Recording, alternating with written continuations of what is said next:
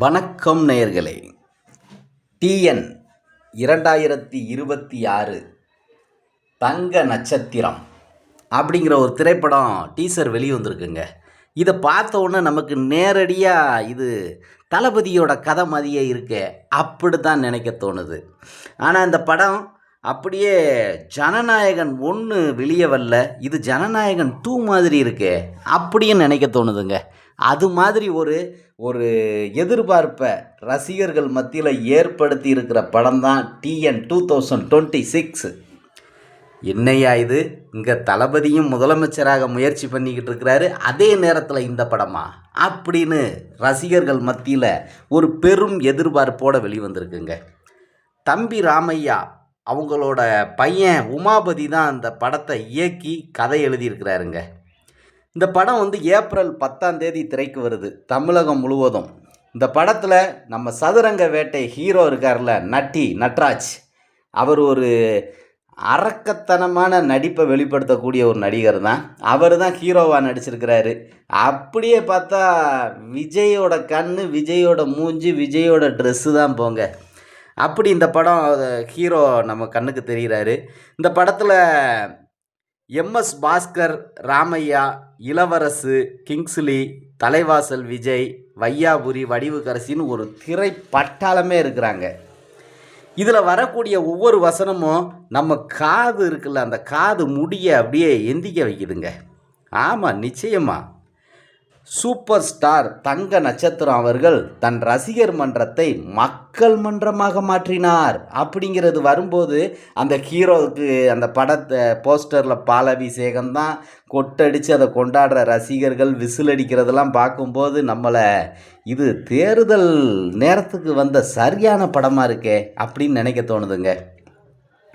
இந்த படத்தில் தம்பி, நீங்கள் இல்லாத சினிமா நியூஸும் இல்லை, இனி அரசியல் நியூஸும் இல்லை தம்பி, அந்த மாதிரி தான் இருக்க போகுது அப்படின்னு வர்ற வசனம், இது நிச்சயம் தளபதியோட லிங்க் ஆகுதே.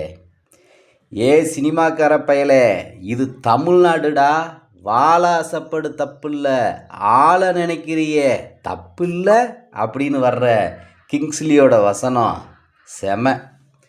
கூத்தாட வந்தவனெல்லாம் தலையில் தூக்கி வச்சு கொண்டாடுறீங்களையா அப்படின்னு பெரிய பெரிய அதிகாரிகள் பேசும்போது அது நிச்சயமாக லிங்க் ஆகுது.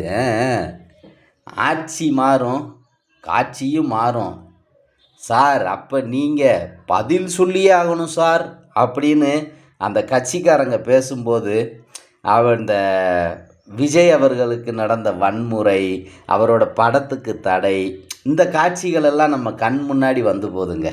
அப்படியே நிஜத்தில் நடந்திருந்தால், அதை அப்படியே ஷூட்டிங் பண்ணியிருந்தால் எப்படி இருக்கும், அதே மாதிரி தான். அதே நேரத்தில் எக்ஸ்பீரியன்ஸான தலைவர்களோட சப்போர்ட்டு. ஏன் அரசியல் பேசக்கூடாது?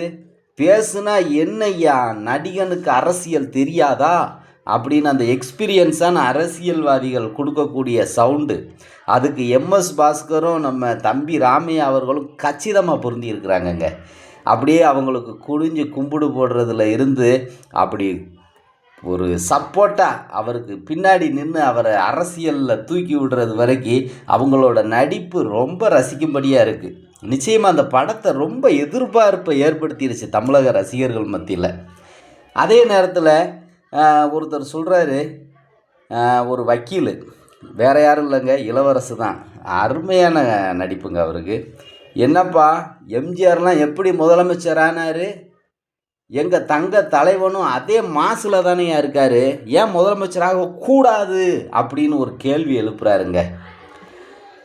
இதை எப்படி சென்சார் போர்டு இந்த படத்தை இந்த நேரத்தில், அதுவும் தேர்தல் நேரத்தில் வெளியிட்டாங்கன்னு தெரியலையே அப்படின்னு நினைக்க தோணுது. இந்த படத்துக்கு U/A சர்டிஃபிகேட்டு கொடுத்துருக்குறாங்க. படம் ஏப்ரல் 10 கன்ஃபார்மு. எனக்கு என்னமோ அந்த படம் மாபெரும் வெற்றி அடையும்னு மனசில் தோணுதுங்க. நட்ராஜுக்கு அடிச்சுதுடா லக்கு. இன்னும் அவர் வாழ்க்கையில் எல்லாம் ஏறுமுகம்தான். இது சதுரங்க வேட்டை மாதிரி ஒரு 5 மடங்கு வெற்றியை கொடுக்கக்கூடிய திரைப்படமாக தம்பி ராமையா அவர்களுக்கும் அமையும், அவங்களோட பையன் திரு உமாபதி அவர்களுக்கும் அமையும். அதே மாதிரி நட்ராஜுக்கும் நட்டை கலட்டி எடுக்க போகுது பாருங்கள் இந்த படம். பெரும் எதிர்பார்ப்பை ரசிகர்கள் மத்தியில் ஏற்படுத்தியிருக்கு. ஒட்டு மொத்தமாக 100% தளபதியோட கதை